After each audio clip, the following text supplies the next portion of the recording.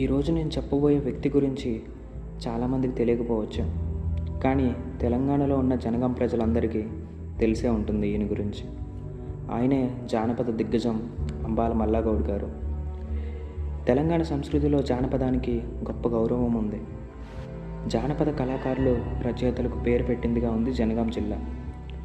1920 సంవత్సరంలో అంబాల నారాయణ వెంకమాంబ దంపతులకు అంబాల మల్లగౌడ్ జన్మించారు. ఆయన కేవలం పుస్తకాలు రాసే రచయిత మాత్రమే కాదు, కాళ్లకు గజ్జె కట్టి భాగవతం ఆడిన గొప్ప జానపద కళాకారుడు కూడా. తన మేనమామ ఎర్ర నరసింహగౌడ్ ప్రభావంతో ఆయన యక్షగానంలో నిష్ణాతులయ్యారు.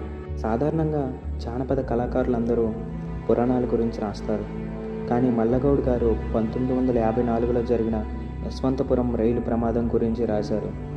ఇది ఆయన సామాజిక బాధ్యతకు నిదర్శనం. 1940లోనే మెట్రిక్ పూర్తి చేసి కొంతకాలం ఉపాధ్యాయుడిగా పనిచేశారు, కానీ తర్వాత పూర్తిగా సాహిత్యం మరియు కళలకే అంకితమయ్యారు. ఎన్నో రచనలు రాశారు. అందులో సద్గురు బంతి, సుశీల పరిణయం, సత్యభూషణ చరిత్ర, ఎరుకుల నాంచారి, సమ్మక్క సారక్క చరిత్ర, పర్యావరణ పరిరక్షణ ఇలా చాలా ప్రసిద్ధిగాంచిన పుస్తకాలను రాశారు. అనేక ప్రభుత్వ పురస్కారాలు పొందిన అంబాల మల్లగౌడ్ గారు ఆగస్టు 23, 2007 మరణించారు.